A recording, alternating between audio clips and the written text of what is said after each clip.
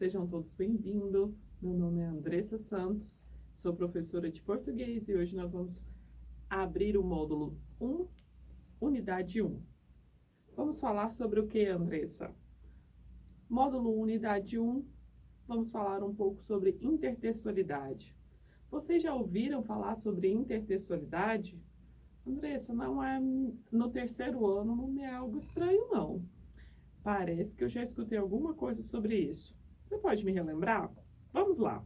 Olhem essas imagens. Mona Lisa, um quadro do Leonardo da Vinci, que está no Museu do Louvre, chiquetérrimos, né? O que isso tem a ver com a intertextualidade, Andressa? Imagem é uma arte plástica, o que pode ter a ver? Reparem bem nesse próximo. A Mônica, do Maurício de Souza. O que ela tem aqui que é similar? Quase tudo. Olhem só, a mesma posição, nós estamos falando de uma pintura, ela tem o mesmo traje. Se eu mostrasse a vocês somente a imagem da Mônica, nós estaríamos aqui, nos pegaríamos pensando assim, opa, ela está se referindo a alguma coisa que eu já vi. A imagem da Mona Lisa. Então, intertextualidade tem a ver com isso. A intertextualidade vão ser textos conversando com outros textos. Como assim? Então, lá, o que é intertextualidade? A intertextualidade nada mais é do que a influência ou relação entre dois ou mais textos, analisando as referências existentes entre eles. Tais referências podem ser notadas de formas explícitas ou implícitas e representadas sobre diferentes formas, sejam elas auditivas, visuais ou escritas. Agora faz todo sentido, Andressa. Ela pode ser visual. Nós temos várias representações. Tem um quadro que chama O Grito, que nós temos também uma representação dele com o Homer Simpsons, fazendo a mesma forma que me leva a lembrar da obra. Eu vou ter textos conversando com outros textos. Como assim, Andressa? Eles vão falar um com o outro? Sim, na hora de vocês escreverem algum texto, por exemplo, uma dissertação argumentativa, eu posso citar um outro texto de um outro autor. Isso é algo explícito. Mas eu posso também ter uma sugestão que o meu leitor, quando vai ler a minha obra, ele vai lembrar de que aquilo dali já foi lido em outro momento por um outro autor. Então, eu tenho que uma forma implícita aqui no texto. Vamos lá? Olhem só esse texto aqui, e eu tenho quase certeza que todos conhecem.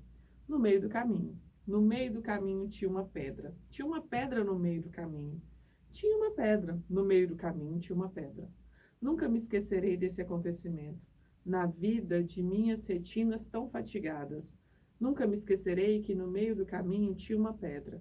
Tinha uma pedra no meio do caminho. No meio do caminho tinha uma pedra. Uau, essa é uma poesia do nosso Carlos Drummond de Andrade. E Carlos Drummond de Andrade fala aqui de algum obstáculo que existia em sua vida. E esse obstáculo é representado pelo um objeto. Que objeto é esse? Uma pedra.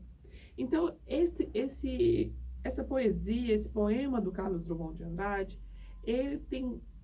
faz tanto sucesso, ele é tão atemporal, que ele foi escrito, ele faz parte da segunda geração modernista. Então, ele foi escrito antes de 1945 e até nos dias atuais ele é uma referência. Referência para propaganda, referência para fazer textos argumentativos. E reparem só no que mais que ele é referente. Olhem só essa reportagem. No meio do caminho tinha um ladrão. A cidade do Rio de Janeiro gastou R$3.000 para comprar novos óculos para a estátua de Carlos Drummond de Andrade, na praia de Copacabana. A peça, feita de ferro fundido e banhada em bronze, havia sido roubada pela quarta vez no dia 23 de abril. Então, quem já foi ao Rio e quem já foi em Copacabana, vai notar que nós temos essa figura lá, sentada na orla da praia de Copacabana. e é recorrente. Ele tem um óculos e as pessoas insistem em roubar o óculos. Seria uma reportagem qualquer, mas o título está escrito: no meio do caminho tinha um ladrão.